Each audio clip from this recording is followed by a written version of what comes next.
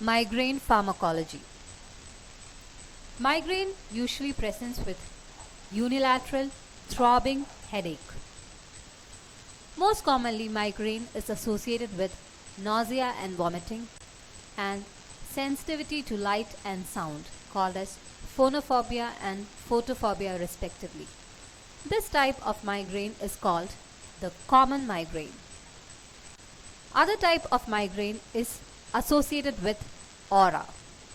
Aura can be visual. The patient can present with blurred vision, zigzag, squiggly wiggly lines, or even blind spot in their visual field. Sometimes the aura can be motor. The patient can present with paralysis and even sensory symptoms. Aura can also present as language or speech defect. This type of migraine is called the classical migraine. Migraine is more common in the female gender compared to males. Migraine can be precipitated by certain triggers like lack of adequate sleep, certain kind of food, stress, loud sound, bright lights, and alcohol. Now, let's look into the pathophysiology of migraine. Though a lot of research has gone into this field, still the pathophysiology is unclear. Let's first look into the old vascular theory of migraine. According to this theory, the triggers like bright light or sound can precipitate vasoconstriction followed by ischemia of the brain. When the blood flow is severely deprived, this can present as aura. You know that ischemia is the biggest stimulant for vasodilatation. So ischemia is followed by vasodilatation. And it was seen that when there was vasodilatation, the patient presents with headache. Isn't it too simplistic to be true? The real pathophysiology of migraine appears to be more complex and layered. The brain hypothesis and neurovascular hypothesis. Migraine appears to be primarily a dysfunction of brain rather than that of blood vessels. The brainstem is considered the migraine generator. It is the focal point which kickstarts the event of migraine. The brainstem plays a key role in regulating the vascular tone and the pain sensation. This made the migraine theorists think that probably brainstem itself is a migraine generator. Following the trigger which stimulates a migraine generator, there is something called as cortical spreading depression. Cortical spreading depression is a slowly propagating waves of depolarization across the neuronal and glial membranes associated with a rise in potassium. This leads on to contraction of the base of the brain followed by a decrease in cerebral blood flow due to vasoconstriction.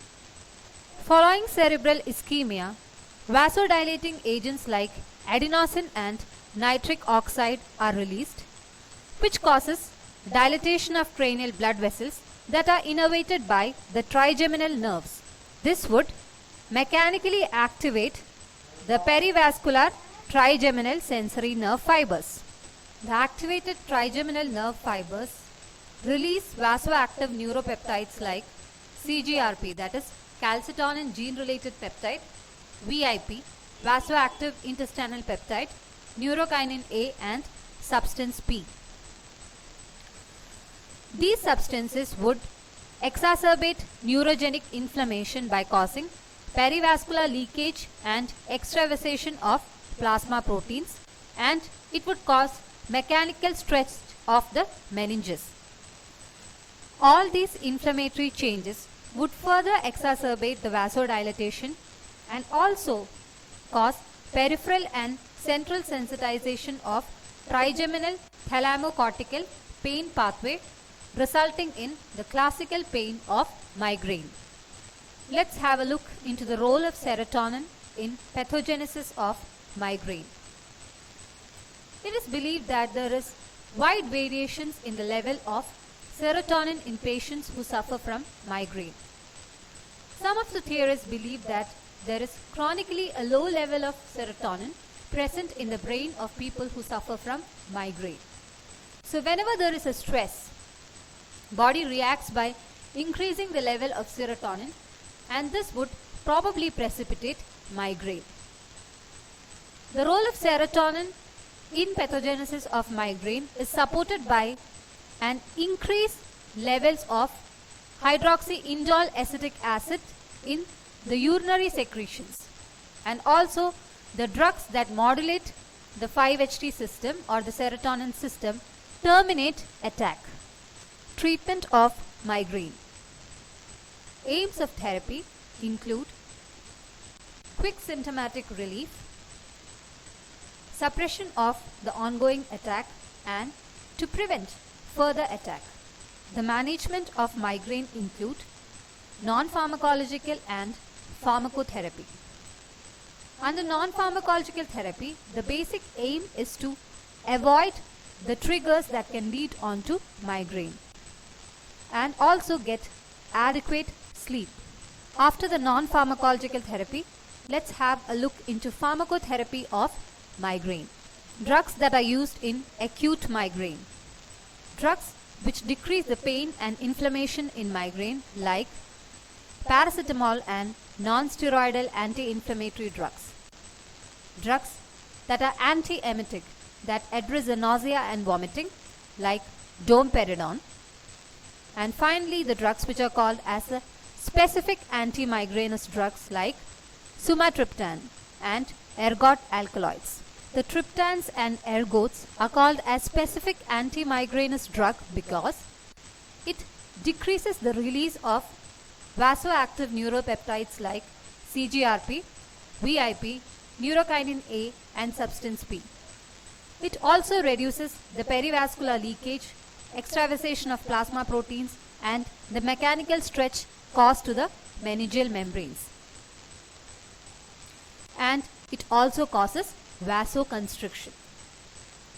So because of these factors, triptans and ergot alkaloids are called as specific anti-migrainous drugs.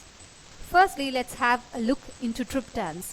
Triptans are selective agonists of 5-HT 1B1D autoreceptors. These drugs act by reducing the release of serotonin. They are considered as the first-line therapy of acute severe migraine. Drugs include sumatriptan, almotriptan, elatriptan, frovatriptan, naratriptan, rizatriptan, and zolmitriptan. Adverse effects include flushing, tightness of chest, and even precipitation of myocardial infarction. The contraindications to the drug include precipitation of myocardial infarction, liver and renal disease, high blood pressure, and medications like ergotamine. If suppose somebody has taken ergotamine, you have to give a 24 hours gap before you can take on a triptan. Ergot alkaloids, they are ergotamine and dihydroergotamine. Ergot alkaloids are partial agonists of 5-HT receptors and also alpha adrenergic receptors. Among these drugs, dihydroergotamine is also used parenterally. The adverse effects and contraindications are similar to that of sumatriptan. In addition, ergot alkaloids can also cause gangrene because they have alpha agonistic action. So when do you give prophylaxis? When you have more than 2 to 3 attacks per month, or if the attacks are so severe that it would affect your day-to-day normal activity, or if the symptomatic therapy causes severe adverse drug reaction. The drugs given in migraine prophylaxis include beta blockers like propranolol, calcium channel blockers like flunarizine, tricyclic antidepressants like amitriptyline, anti-epileptic drugs like valproate, topiramate and gabapentin, and 5-HT antagonists like methisergide. Newer drugs that are used in the management of migraine include CGRP antagonists like olcigepant, telcagepant and erinumab. Telcagepant has been withdrawn because of its hepatotoxicity. Then you have drug which acts on the cortical spreading depression, which is called as tonabersat.